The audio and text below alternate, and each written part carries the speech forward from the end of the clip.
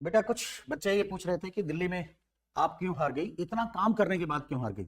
देखिए ऐसे तो अयोध्या में बीजेपी भी हार गई थी और उसने बहुत काम किया था। अयोध्या में एयरपोर्ट बनवाए थे, अयोध्या में आपका रेलवे स्टेशन बनवाया, अयोध्या का रिनोवेशन किया, अयोध्या राम मंदिर बनवाया, इतना सब कुछ बनवाने के बाद भी अयोध्या में बीजेपी हार गई। इसमें ह्यूमन फैक्टर बहुत, ह्यूमन इमोशनल फैक्टर बहुत मैटर करता है। दिल्ली में या दिल्ली गवर्नमेंट की बात करें, केजरीवाल या आप गवर्नमेंट की बात करें, तो वो क्यों हार गई, तो उसमें सबसे पहला जो फैक्टर था, एक जिसको एंटी इनकम्बेंसी बोलते हैं कि 12 साल से लोग ठीक है आप गवर्नमेंट के अंडर में थे, जो मेजर फैक्टर रहता है। सेकंड फैक्टर अगर हम बात करते हैं तो आप गवर्नमेंट ने फ्रीबीज की बात बहुत की, पहले भी की, आज भी की, इस बार भी 2100 रुपए देने की बात की। बट बीजेपी ने उसमें 2100 रुपए की बजाय बोला कि हम 2500 रुपए देंगे विमेन को। सो बीजेपी भी फ्रीबीज पे आ गई।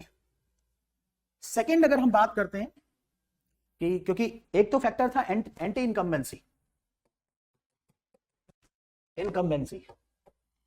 सेकंड फैक्टर रहा कि आपने 2100 रुपए का कार्ड प्ले किया, बीजेपी ने 2500 रुपए का कार्ड प्ले किया।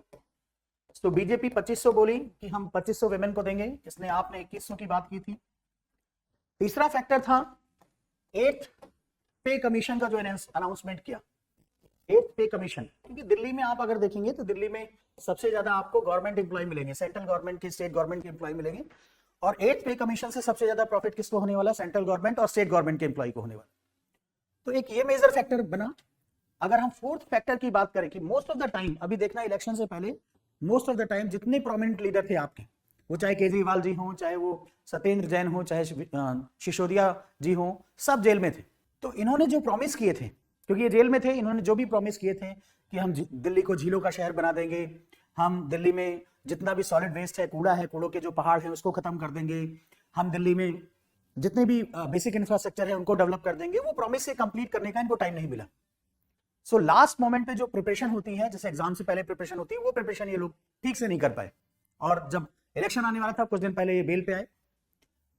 नेक्स्ट अगर बात हम देखते हैं, क्योंकि जेल में थे ये सारे, और फिफ्थ अगर हम फैक्टर देखते हैं तो जो लिकर स्कैम का जो, अब स्कैम हुआ नहीं हुआ वो अलग बात है, लेकिन स्कैम इनके ऊपर ईडी और एक पब्लिक परसेप्शन बन गया कि उन्होंने करप्शन किया है। सो उसका भी एक डेंट लगा आपको। सिक्स फैक्टर की अगर हम बात करें, इसी में सिक्स फैक्टर हम देखें कि सिक्स फैक्टर क्या था, तो सिक्स फैक्टर सबसे मेजर ये था कि जो आउटर दिल्ली थी उस पे जाट कम्युनिटी बहुत ज्यादा है, तो बीजेपी ने जाट फैक्टर को एम्फेसाइज किया। और अगर सेवंथ फैक्टर की बात करें तो क्योंकि इन्होंने जो शीश महल बनाया था, शीश महल, जैसे शीश महल आपका इनका सीएम का जो हाउस था, उसमें 95 लाख के पर्दे लगा रखे हैं इन्होंने, ठीक है। इस तरह की जो बातें पब्लिक में आई, तो क्योंकि ये मोमेंट से आए थे, बोले मैं तो वैगनार में चलूंगा, मैं गरीब आम आदमी की तरह रहूंगा, तो आम आदमी की तरह तो रह नहीं रहते। सो वो पर्दों का जो केस आया 95 लाख का, ठीक है, इस तरह की जो चीजें, जो ऑडिट हुआ तो 45 करोड़ का घर ही है इनका, तो लग्जरी लाइफ जी रहे थे और बोल रहे थे कि मैं आम आदमी हूं। तो इनकी कथनी और करनी में बहुत अंतर आया।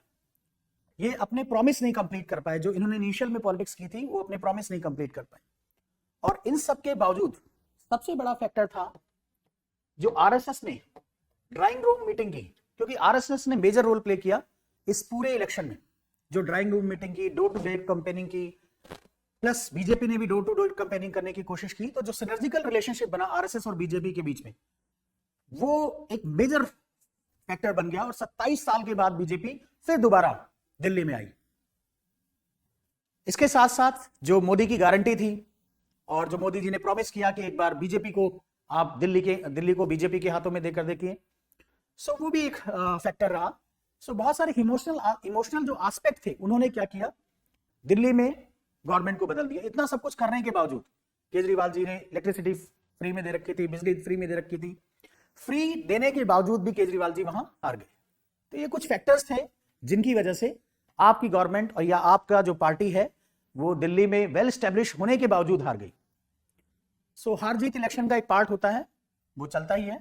तो अब आगे देखते हैं क्या करती है गवर्नमेंट, और बीजेपी गवर्नमेंट किस तरह से दिल्ली को एक अच्छा मॉडल स्टेट बनाने की कोशिश करती है। क्योंकि बीजेपी ने एक और चीज बोली कि जो केजरीवाल जी कर रहे हैं उसको तो हम कंटिन्यू रखेंगे ही रखेंगे, दिल्ली में और अच्छे रिफॉर्म लेकर आएंगे, और दिल्ली को एक, क्योंकि हम एक कैपिटल बनाना चाहते हैं और 2047 तक इंडिया को डेवलप्ड नेशन बनाना है, तो डेवलप्ड कंट्री की डेवलप्ड कैपिटल बनाना है दिल्ली को। सो ये मोदी जी ने प्रॉमिस किया है, देखते हैं आगे क्या करते हैं वो बीजेपी गवर्नमेंट। बट आप तो चली गई, ठीक है, और आपको आपदा आपदा नाम देकर उन्होंने आपदा को खत्म ही कर दिया, ठीक है।